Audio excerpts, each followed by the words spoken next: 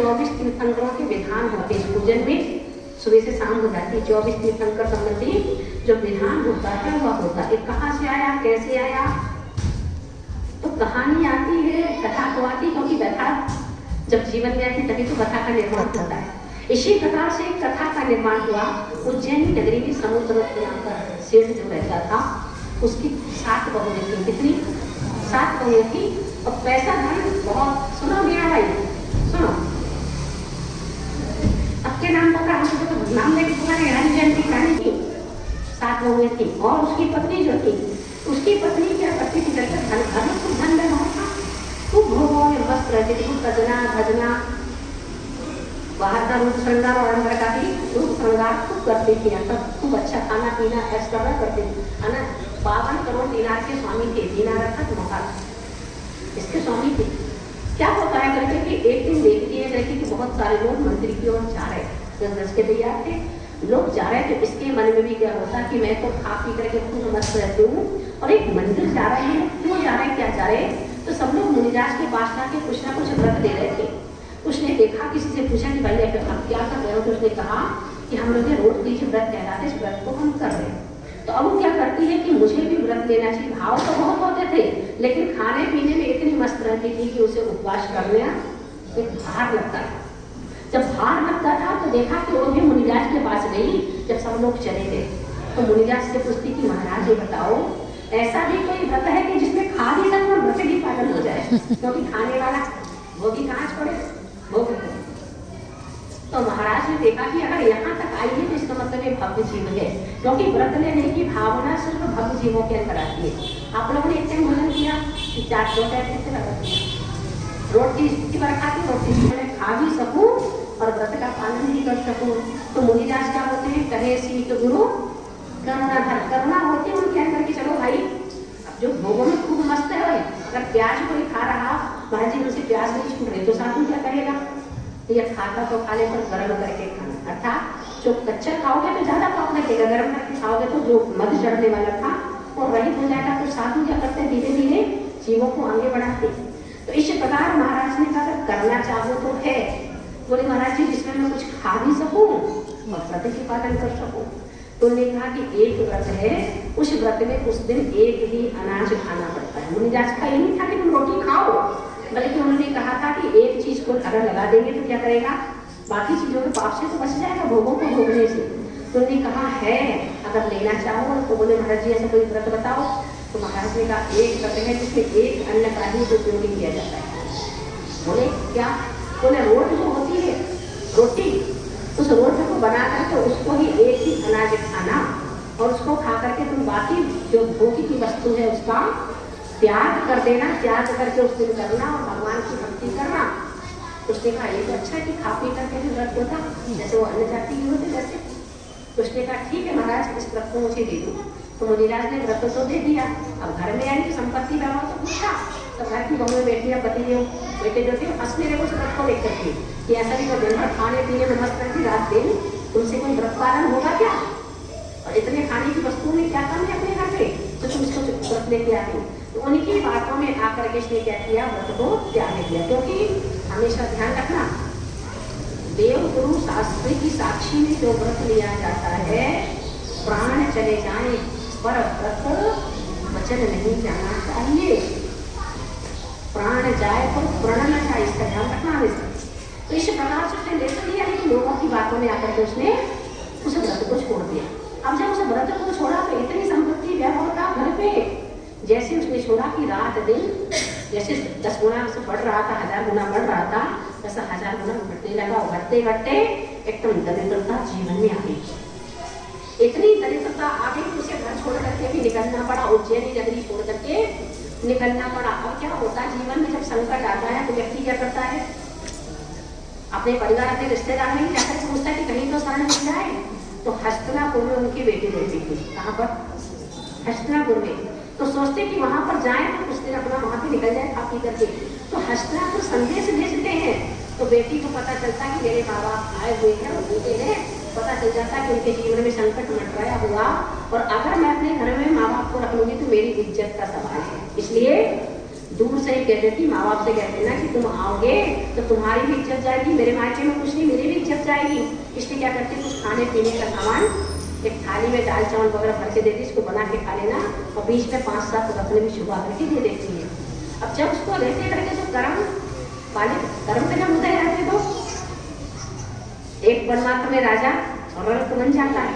तो जब उसको लेके गए तो अभी रास्ते में कहीं जाकर के उस गिर गया। अब क्या खाए क्या करें, अब पता चला कि मेरी बेटी की इज्जत का सवाल, तो वहां से आगे निकलते, वहां आगे निकलते तो पता चलता कि अपने मित्र के घर चले जाएं, क्योंकि ऐसे समय में रिश्तेदार काम नहीं आते, मित्र काम आता है। तो मित्र के घर जाए, तो मित्र के घर जा रहा, देखा कि उसके घर में उसका बच्चा हुआ था, उसका जीवन चल रहा था, निमंत्रण चल रहा था, तो लोग लाइन से खूब खाने पीने को भीड़ रख लगी। अब ये सोचता है मित्र करके कि मैं समुद्र तक कि मैं इतना गरीब हूँ और मैं वहां जाऊंगा तो मेरे मित्र की क्या होगी, इज्जत खत्म होगी, क्योंकि मेरे फटे कपड़े, मेरे पास कुछ है नहीं। और उसके यहाँ घर में बच्चे का जन्म हुआ था, वहाँ पे तीज त्योहार जैसा एक मेला जैसा चल रहा है। तो क्या करता है कि मैं नहीं जाऊँ करके तो पीछे रुक जाता है। अब देखना उसकी पत्नी की नजर ऊपर जाती है, जबकि नंद बहुत भाभी रहते, क्या रहते, ननद भाभी रहती है, दोनों पर गरीबी आते समय सभी हो जाती है। तो उसको पहले पता चल जाता है, किसको, समुद्र जो होता है समुद्र की पत्नी को, कि मेरी ननद आ रही है और इनके घर में दरिद्रता आ चुकी है। तो क्या करेंगे, ये पीछे आगे से जाएंगे तो इनकी इज्जत का सवाल है।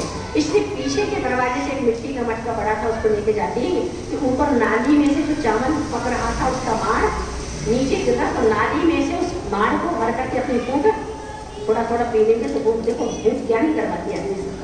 अब वहां जाती तो ऊपर से उसकी जो भाभी थी देख लेती कि मेरी ननद आई हुई है और इसके घर में इतनी गरीबी आ चुकी है, तो क्या करें, अर्थात यहाँ पे आएगी तो मेरी इज्जत जाएगी।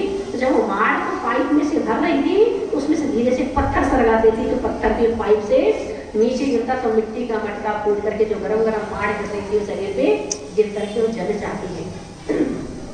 अब वहां से भी निकल जाती कि कर्मों में तो अब भोजन दिखा नहीं, इसलिए दान करना कभी बंद नहीं करना, ध्यान रखना इस चीज को। इसी प्रकार से वो आगे निकल जाते तो और आगे निकलती तो वहाँ पे एक मित्र का घर और आया। तो अपना क्या करता है, जो समुद्र सागर तक रहता है, अपने सारे परिवार के कोने में रख करके उन लोग यही रूपों में अपने मित्र से मिलते आता है। तो मित्र के घर जाता है, वो मित्र जो था इसकी खूब आवभगत करता है, खाने पीने को देता है और कहता कि पूछता कि तुम यहाँ पे कैसे पधारे, करके बताता अपने जीवन की कथा को। तो कहते आपने बहुत बड़ी गलती की, अपने परिवार को यहाँ ले आओ, अकेला छोड़ के क्यों आ गए। इस प्रकार चर्चा चलती रहती है। चर्चा करते करते सोचता कि 2-4 दिन रह करके भूख प्यास मिटाऊंगा, लेकिन रात को उसका जो मित्र होता सोने के लिए अपने कमरे में चला जाता और एक जिस कमरे में बैठक में सो रहा था वहाँ पे चित्र बना हुआ था मोर का। अब वो क्या था, उसके गले में जो माला थी रत्नों की माला, वो मोर कर में कूदा, देखो इसके ऊपर आरोप लगाने के लिए, तो वह अपने मुंह से उस माला को निगल रहा था। कौन, मोर।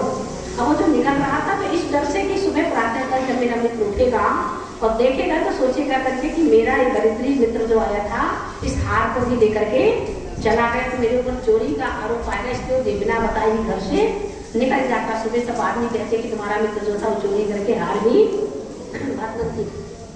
ऐसा करते करते करते जाता परिवार से जाके मिलता है, परिवार को लेकर के फिर और आगे जाता है तो वहाँ पे एक और शेर का घर होता है जहाँ पे जाके सब काम पे लग जाते हैं। कौन कौन, सारा बेटियां पति सब काम पर लग जाते हैं। उस राजा के उस शेर के घर में जब काम पे लग जाते हैं तो एक दिन क्या होता, यही भादो सुदी तीज का, भादो सुदी तीज है ना, इस दिन आता है तो क्या बोलती है, जो शेतानी होती है इन सबसे बोलती है कि आज घर की सफाई, कल तीज का व्रत है तो आज सब लोग पूरे अच्छे घर से सफाई रखना करके, क्योंकि कल मेरा व्रत है।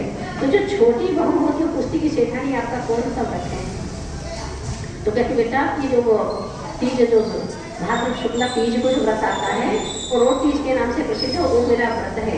तब उसको याद आता कि मेरी सासू ने भी तो व्रत ले रखा था, हमने हंसी की थी, तब से ये सारा नाश को प्राप्त हो गया। तो पूछती कि मुझे कुछ बुद्धि बताओ ना इसकी करके कि इसको कैसे किया जाता है। तब वो सारी विधि बताती है, लेकिन जब घर में सारे लोग काम करते रहते तो उनको क्या करती थी, काम करने के बदले में थोड़ा सा जौ गेहूँ वगैरह दे दिया करती थी जिससे जाकर रोटी बना के खाएं।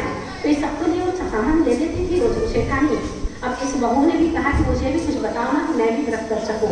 तो शेठानी ने उसको भी क्या किया, ये सब सामान दिया और दे करके कहा कि इसको तुम खा करके अपना व्रत पूरा कर सकते हो। उसने जाकर उसको पीसा, उसकी रोट बनाई। लेकिन और रोट खाने के पहले क्या कहती कि दरिद्रीपुर में इस परिवार में आज ऐसा पहले हम लोग इन रत्नों में रहते थे, इतने भोग ऐश्वर्य की सामग्री हमारे पास थी कि हम भगवान को रत्न चढ़ा के दर्शन करते थे। और आज मेरे पुण्य का उदय आया, भगवान के दर्शन खाली हाथ कभी नहीं करने चाहिए, कुछ तो चढ़ा करके भगवान के दर्शन करो। मेरे पास कुछ नहीं है तो क्यों ना अपने पेट की रोटी के भगवान के सामने चढ़ा दो। आप लोग नहीं चढ़ाने लगता रोटी को, कहने का क्या, जिसके पास कुछ नहीं होता उसके लिए तो ज्वार के दाने खोलता है तो कुछ हो जाता है, तो जिसके लिए हैसियत जैसी है तो जाके भगवान से कहते भगवान ऐसा शुभ दिन कब आएगा। एक दिन मैं रत्नों से आपका दर्शन पूजन किया करती थी और आज मेरे घर में मेरे पास कुछ भी नहीं और आज मेरा व्रत है, मैं खाली हाथ कैसे आपके दर्शन पूजन करूं, इसलिए मेरे पास जो है मैं आपके चरणों में चढ़ाती हूँ और वही व्रत स्वीकार कर देती है। और स्वीकार करने के बाद जब घर लौटती थी जो सेठानी थी उसके हाथ में एक रोटी देती। जब वो रोटी देती तो रोटी उसके हाथ में आते ही उस व्रत के प्रभाव से, भावना के प्रभाव से वो स्वर्ण की बन जाती। अब सेठानी जैसे देखती कि इसके हाथ में मैंने रोटी भी सोने की है तो सेठानी कहती कि वो लोभ में फंस जाती है कि इसको कैसे मैं ऐसे करूँगा, किससे कैसे हत्याऊँ। तो कहती रोटी मेरे को दो, मैं तुम्हारे लिए रोटी घर में जो बनाई थी मैंने 2 रोटी बनाई थी, एक अनाज की और एक सोने की बनाई थी, तो गलती से तुम्हारे हाथ में सोने की आई, मुझे वापस तो मैं तुम्हारे लिए रोट लेके आती हूँ। जैसे सेठानी अपने हाथ में ले तो आटे की बन जाती थी और जैसे इसके हाथ में ले तो सोने की बन जाती थी। ऐसा बार करने से पता चल गया कि सोने की रोटी। तब वो विचार करती कि मेरी अपेक्षा इस जीव के भाव पवित्र है, परिणाम पवित्र है, इसलिए तो रोटी इसके हाथ में जाके सोने की बन जाती है और मेरे हाथ में आते ही आटे की बन जाती। तो उसके बाद में कहती देवी तुम धन्य हो, तुम्हारा पुण्य प्रबल इतना है कि तुम्हारे हाथ में स्वर्ण बन जाता, तुम्हारे परिणामों की विशुद्धि इतनी ही। उसके बाद वो चरणों में गिर जाती कि मुझसे गलती हो गई। तो धीरे धीरे जब बहू जाती है अपने परिवार से मिलती है, परिवार को बताती है कि मैंने व्रत ले रखा है। उसको देख करके फिर वो पूर्व जन्म जो पहले उन्होंने किया था कि सासू ने जो व्रत लिए थे उसकी बहुत आलोचना करते कि मुझसे गलती हो गई थी, ऐसा हुआ वैसा हुआ। धन्य हो बहू रानी तुम धन्य हो जिसके द्वारा अपने घर में पुनः वो दिन लौट आए। ऐसा करते करते करते फिर पुनः वहाँ से लौटती है वो, और जैसे ही लौटती है करके तो वही उसका मित्र का घर पहले मिलता है जिस घर में मोर रत्न का हार निकल रहा था। वहाँ पहुँचते ही जो नौकर चाकर रह रहे थे ना, अब वही फिर से आ गया वो आदमी कि जिसके आने से मोर के गले में रखा हुआ जो सर्प था वो ये लोग चोरी करके ले गए थे। लेकिन जैसे ही वहाँ जाता कि मोर अपने मुख से रत्न का हार उगलने लगता है तब वो परिवार वाले देखते कि चोरी करने वाला ये नहीं था बल्कि मोर ने इसको खा लिया था। बाद में उससे क्षमा मांगते और धन वैभव दे करके आगे गिरा करते। वहां से फिर निकल करके आगे जाता है तो वही उसका मित्र जो था पहले जिसके घर पे मार चाणक्य मार घर रहे थे लोग, वो दूर से देख लेते कि वैभव को लेकर के आ रहा है। तो ननद है उसके नंदे जो है हाथ उठ के आइए पधारिए, ऐसा करिए वैसा करिए, खाइए पिए ऐसा करिए, रुकिए हमारे घर पे। तब ये कहती करके कि भाई जो वो था जब मैं चावल की मार भी ले रही थी तो पत्थर पटक करके मुझे जला दिया था। तब वो कहती कि मैं क्या करती, तुम्हारे कर्म का उदय ही ऐसा था कि मेरी भावना ऐसी हो रही थी तुम्हारे साथ। वहां से फिर आगे बढ़ता है तो वही फिर उसका वो मित्र मिलता है जिसके घर पे सब देख करके इस प्रकार जितने लोग मिलते जा रहे हैं उसके अहू भागे जाते जा रहे, सब जगह से वैभव को प्राप्त करता है और अंत में लौट करके वही अपने घर में फिर पुनः संपत्ति वैभव के साथ वह लौटता है और पुनः अपनी जगह पर स्थापित हो जाता है। तो अपने को अगर व्रत करना है तो निदान नहीं करना, क्या नहीं करना, उसके पीछे निदान था। निदान क्या करता है, निदान का परिणाम ऐसा होता है कि जो तुम बहुत उच्च मूल्य की वस्तु मांगोगे तो अल्प मूल्य की तो मिल जाएगी, उस मूल्य के प्रभाव से, पर उचित मूल्य की नहीं मिलती। आप लोग जब भी कोई व्रत करो, सम्यक दर्शन का दूसरा अंग है कौन सा, निकांक्षित अंग, किसी भी प्रकार की अपेक्षा रखे बिना व्रत को करना। अगर व्रत को भावना मुझे इस व्रत से एक प्राप्त हो, इस प्रकार की भावना अगर होगी तो सम्यक दर्शन नष्ट हो जाएगा और सम्यक दर्शन के अभाव में कोई भी व्रत नहीं बनता। अगर पालते भी हो, भूखे सोते भी हो तो व्रत की कोटि में नहीं आता। अगर व्रत को प्राप्त करना तो सबसे पहले सम्यक दर्शन को प्राप्त करो। और वैसे तो देखा जाए तो व्रत की परिभाषा मालूम होगी आपको। व्रत की परिभाषा क्या है, आप लोगों ने एकासन और उपवास से जोड़ रखी उसको। एकासन उपवास का नाम व्रत नहीं है, ध्यान रखना। और व्रत का नाम है विरतिर व्रतम, 5 पापों से हिंसा निपस्तया ब्रह्म परिग्रह विरतिर व्रतम।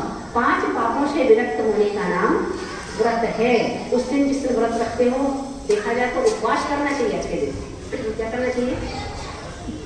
देखा जाए तो व्रत उसको बोलते जो पाप से मुक्त होकर व्रत करके उपवास करते, उसका नाम व्रत है। पर हमने क्या किया, वहाँ पर एक ने रोटी चढ़ाई थी भगवान को, हमने सब रोटी खा करके रोज खाने नहीं, क्या खाना है। तुम्हारे जो तीर्थंकर थे ना, सब राजघराने के थे, सब उनके पास खूब भोगों की सामग्री थी ना, लेकिन सब कुछ होते हुए सब कुछ त्यागा है उन्हें, जो उनको भोगा नहीं है। इसी प्रकार से आप लोग भी जीवन को धन्य पवित्र बनाना है तो जैन धर्म में त्याग धर्म की, इसलिए 10 धर्मों में एक धर्म आता है। कौन सा 8वां धर्म? उत्तम त्याग धर्म, की सब कुछ होते हुए भी सब कुछ त्याग दो, इसका नाम त्याग धर्म है।